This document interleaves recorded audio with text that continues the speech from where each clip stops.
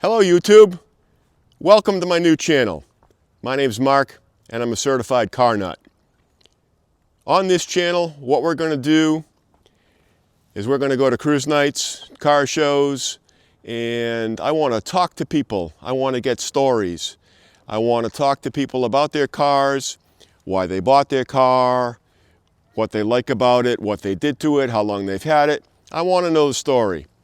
A lot of these videos that are out there, all I see is people walking around with a camera, taking pictures of cars.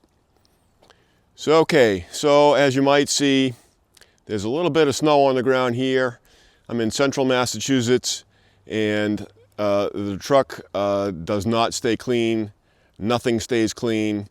So until we get to cruise season, what I want to do is I'm going to go to a couple of different shops that I know that restore cars, that work on cars, and then we're going to talk to them. And we're going to show what they've got going on, talk about what they do, get them a little publicity, get me some content. So hang on, we're going to see right now what we're going to ride in. Be right back. Okay, so this is winter storage. Got one in front of the door, one in the middle, and one in front of the other door. Kind of winter storage. Can't really do a whole lot. Not too much room to open the doors and do much. Got some old Coca-Cola artwork on the wall. And that's about it. Eventually, hopefully, going to put a 4-post lift in so we can double stack the two cars in front of the door here, and then be able to get them in and out easier and free up some space in the middle of the garage. So hold on a minute, we'll take a peek at what they are. So what we got here, first of all, 1964 Dodge Dart convertible. This here is my first car that I drove in high school. Got it in about 1979, pecked around with it. In 1981, I got my license and had it repainted and drove it in high school. Wasn't real cool back then, but it was a car. And the high school parking lot was not full of cars, and they didn't charge like they do today. And it's a waiting game. You have to get a parking space and wait in line for one. So it was one of those I'm going to get to it someday projects. And last winter we got to it. We did a total fuel system from the tank to the sending unit to the lines to the fuel pump, and then had the carburetor rebuilt and got it running. At that point, I sent it out and had a friend of mine do the brakes on it, because the brakes were what I considered to be above my pay grade and above my ability level, something that I wanted to work, and I wanted to know they were going to work the very first time I put my foot on them. So I had them done, cleaned the car up, cut it, polished it, did a little bit of wet sanding on some spots, but paint's not real pretty, but it's acceptable, and it gets a lot of attention at the cruise nights because I've never seen one of those before. What's that? Or my grandmother had one like that, or had that push button transmission that I can't, that I'll have to walk around here to get to. What's that on the dashboard? And there's no lights on in it right now, but we'll take a look. And that's the push button shifter on the dash, and gets a lot of attention. Interiors, again, it's serviceable. We can get the whole family in it. We can go out for an ice cream, take it to cruise nights, little slant six, and that's kind of the story on that one. In the middle here, got a 1993 Corvette convertible, 40th anniversary edition. Special emblems on it, and special center caps, The ruby red paint, the ruby red top, and the ruby red interior. Again, the battery's off. Batteries are all disconnected in these for the winter, so we can't get at them to can't open them up and get lights on inside them. But that's a fun car. It's comfortable. Bought that December of '96. It was a 3-year-old car. Had 6,000 miles on it. It's got about 31,000 miles on it now. It's been a good car. C4s I know now are not the most popular out there, but it's a comfortable car. Again, don't see a lot of the anniversary edition convertibles. They made about 2,100 of them, and yeah, they're just not around a whole lot. And over in the other side, the 1960 Corvette that I kind of stumbled on thanks to my brother-in-law. Get a good view of it there without walking over up at it. Came with a hard top and a soft top. I store it with the hard top on it for the winter because it's in my way otherwise. It's a driver car. It's a white car, red coves.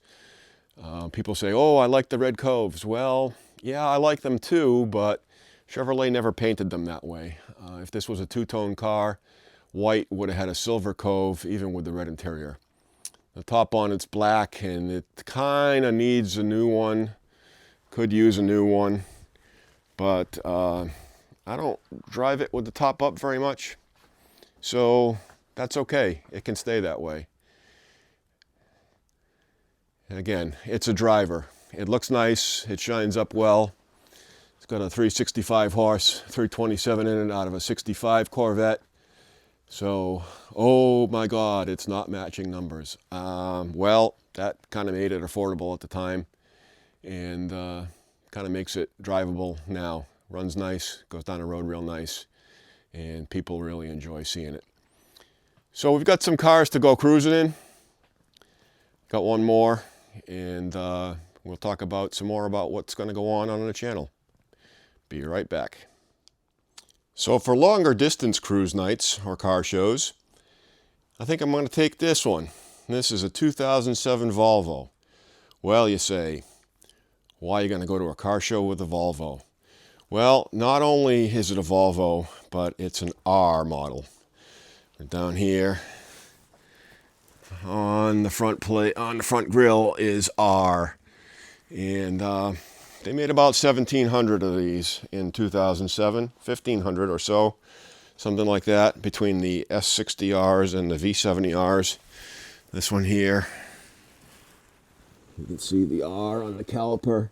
It's a Brembo caliper, big Brembo brakes, not stock Volvo brakes. And it goes pretty well. It's 300 horsepower, 300 foot-pounds of torque. All-wheel drive, adjustable suspension, 3-way different adjustable suspension with the 4C shocks, and it's comfortable. But it's kind of rare, and it kind of surprises people when I go by them like they're standing still, and they look at it and they go, what kind of Volvo is that? So we got it cleaned up pretty well here. We're just waiting for warmer weather, and I'm going to do a paint correction on it. I've been working on that, doing some spots and some scratches a little bit at a time. But we're going to finish up the paint correction and do a ceramic coat on it, because I want to be able to do that. I got a little detailing business that I do.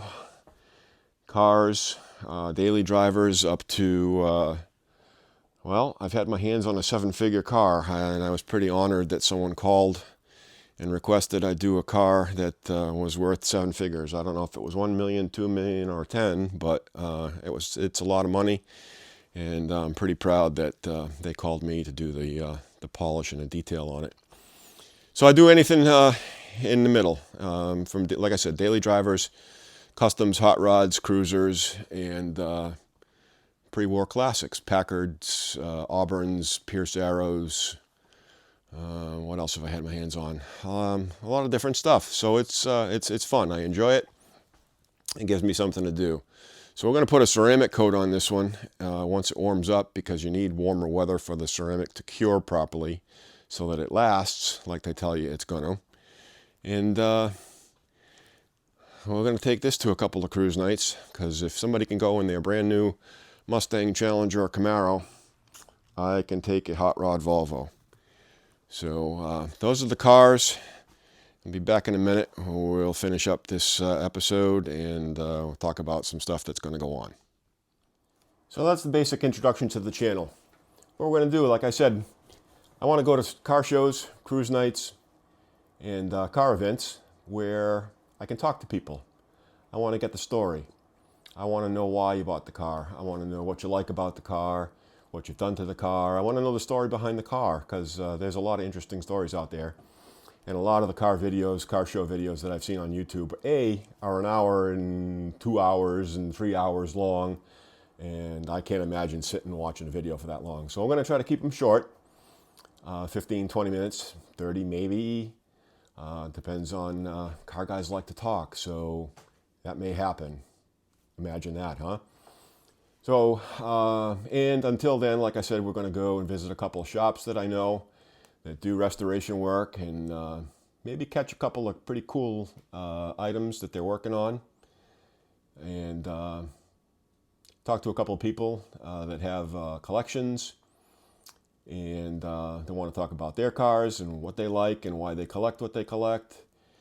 So do me a favor, help me out. I'm a rookie at this. We're going to get better as I go along. I promise you that. I'm going to work hard to learn the tricks to the trade of this YouTube thing.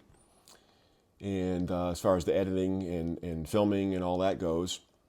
But down the bottom, hit the subscribe and a like button for me. And leave me a comment. If you know of a collection, if you have a collection that you'd like to talk about. If you know of a cruise night that some really interesting stuff turns out to, I'd love to know about it. A lot of them that I do know about. Right after my wife and I bought the 93 Corvette back in 96, the summer of 97, we started going to cruise nights. There was only a couple around. There was, I think, the event on Prescott Street in Worcester at the old Parker Metals parking lot had ended. I think Spags was happening. There was a cruise night in the old Spags parking lot, which is a shopping plaza now on Route 9 in Shrewsbury.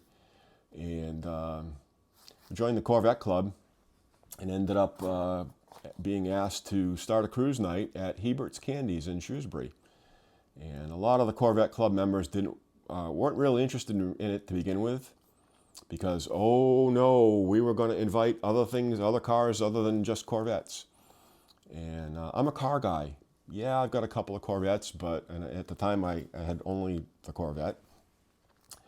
But I like cars, and I appreciate anything that's done nicely, that somebody's worked on and put together and restored or built, and we let anything in. So we got the Hebert's Candies started, my wife and I, and a handful of other people. There weren't a whole lot of us.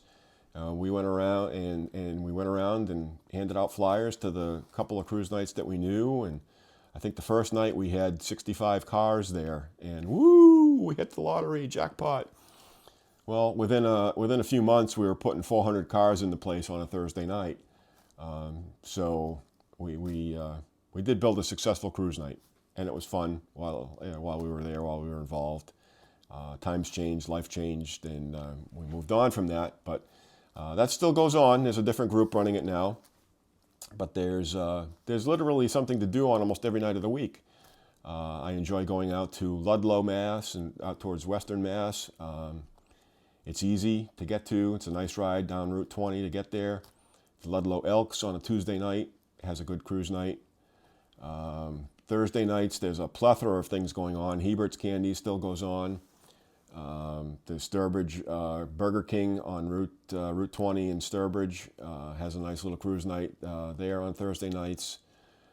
Bass Pro Shops down in Foxborough at the home of Gillette Stadium has a huge cruise night. I've been there on some nights where I haven't seen all the cars before it got dark. 2,000, 2,500, 3,000 cars. It's just amazing. And so that's on a Thursday night. Friday nights, there's the Auburn Elks.